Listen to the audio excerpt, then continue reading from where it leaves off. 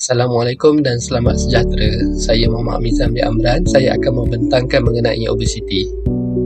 Adakah anda rasa diri anda obesiti? Apa yang anda faham mengenai obesiti? Obesiti di mana berat badan kita lebih tahap normal dan beri kesan kepada kesihatan kita. Macam mana obesiti ini terjadi adalah apabila kita ambil kalori yang lebih daripada apa yang kita gunakan. Jadi, berlaku ketidakseimbangan antara kalori masuk dan kalori keluar. Keseimbangan ni berbeza bagi setiap individu dan faktor yang mempengaruhi adalah genetik, makanan yang berlebihan, makanan yang berlemak tinggi dan aktiviti fizikal yang kurang aktif. Jadi, mari kita lihat obesiti di Malaysia. Mengikut data dan statistik yang dikeluarkan oleh NHMS 2019, 29.8% kanak-kanak dan remaja adalah obesiti atau lebih berat badan, manakala 50.4% dewasa, iaitu hampir separuh dewasa di Malaysia ni 30.4% lebih berat badan dan 19.7% adalah obesiti.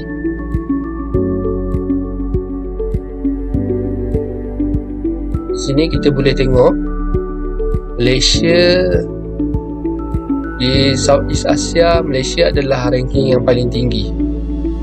Macam mana kita nak tahu sama ada kita obesiti ataupun tak? Obesiti ni boleh diketahui melalui pengiraan Body Mass Index iaitu BMI. BMI ni dikira melalui berat dalam kilo, kita bahagikan tinggi dalam meter kuasa 2.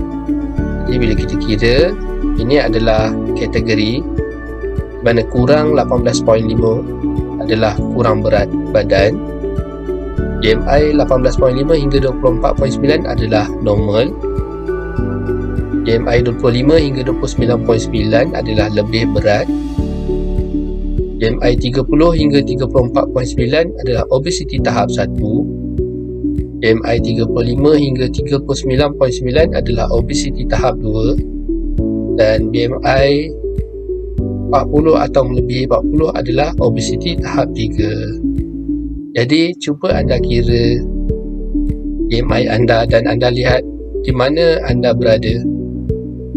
Seterusnya kita akan membincangkan mengenai kesan obesiti, di mana obesiti boleh menjejaskan kesihatan seseorang individu. Obesiti boleh menyebabkan seseorang menjadi kemurungan, stroke,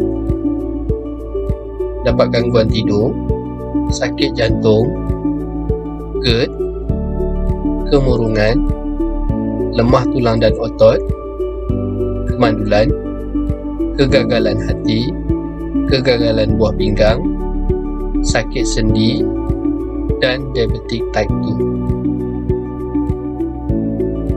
Cara mengatasi obesiti adalah melalui pengawalan pemakanan, meningkatkan aktiviti fizikal, ubah tingkah laku, ubatan dan juga pembedahan. Kawal pemakanan adalah dengan meninggalkan atau mengurangkan makanan segera, juga meninggalkan atau mengurangkan minuman manis, tingkatkan pengambilan air masak. Seterusnya melalui diet rendah kalori, diet rendah lemak, diet tinggi protein dan rendah karbohidrat. Ini adalah contoh makanan segera, ada aiskrim, kentang, burger. Ini adalah contoh minuman manis yang mempunyai banyak gula dalam dia yang tanpa kita sedar. Banyakkan minum air masak. Ini adalah piramid makanan. Seterusnya adalah melalui peningkatan aktiviti fizikal. Aktiviti fizikal yang kita lakukan haruslah menggunakan prinsip FIT, di mana FIT membawa maksud kepada frekuensi, kekerapan, intensiti, tahap kesukaran, time, masa, type adalah jenis. Kalau kat sini saya ada bagi 4 contoh jenis aktiviti fizikal. 4 ni dalam ini adalah aktiviti rope skipping ni adalah type dia adalah untuk kardio, jogging pun untuk kardio, berbasikal juga untuk kardio. Manakala untuk gym, angkat berat badan ni adalah untuk weightlifting, adalah untuk otot, untuk membina otot. Jadi frekuensi ni adalah kekerapan ni dalam satu minggu berapa kali kita buat. Biasa kalau orang pergi gym, dia pergi hari-hari tapi dia tekankan bahagian badan yang lain. Contohnya hari Ahad, hari ni dia pergi adalah buat untuk upper chest dengan back. Esoknya dia akan buat tricep dengan bicep. Keesokannya hari pula dia ada buat leg day. Jadi kekerapan dia adalah sehari. Jadi intensity dia mungkin bila bicep dengan tricep ni dia buat 10 rep 5 set. Jadi bila mula-mula 5 kilo, seterusnya bila dah lama sikit dia naikkan 10 kilo. Jadi ada merangsangkan otot untuk membesar dengan lebih cepat. Manakala contohnya bagi rope skipping, kalau intensity dia mungkin dalam masa 1 minit dia buat 50 lompatan. Seterusnya dia tingkatkan dengan dalam 1 minit adalah 100 lompatan. Jadi time ni adalah masa yang kita buat tu lah, berapa minit. Contoh pergi gym sehari setengah jam atau sejam. Jadi ini apabila kita tingkatkan aktiviti fizikal ni akan membantu kita untuk membakar lemak dan seterusnya boleh mengurangkan berat badan. Seterusnya adalah ubah tingkah laku. Yang pertama, dapatkan kaunseling dari pegawai makanan atau dietitian untuk membetulkan cara pemakanan kita. Untuk kita tahu jumlah pengambilan kalori yang diperlukan dalam sehari untuk membantu kita mengurangkan berat badan. Seterusnya kita perlu ada kawalan diri di mana kita kena kuat dan ada motivation yang kuat. Kita kena pantau diri kita supaya terus konsisten untuk turun berat badan. Dan kita kawal pemakanan. Kawal pemakanan ni bila kita dah dapat ilmu daripada kaunseling tadi, kita kena kawal apa yang kita nak makan.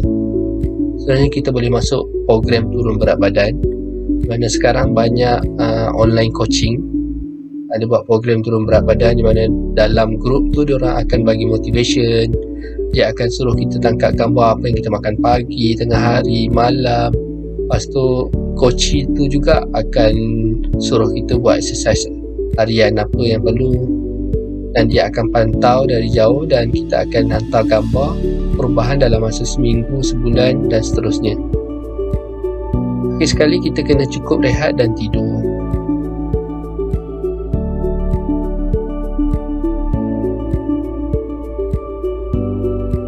Seterusnya, cara mengatasi obesiti adalah melalui ubatan.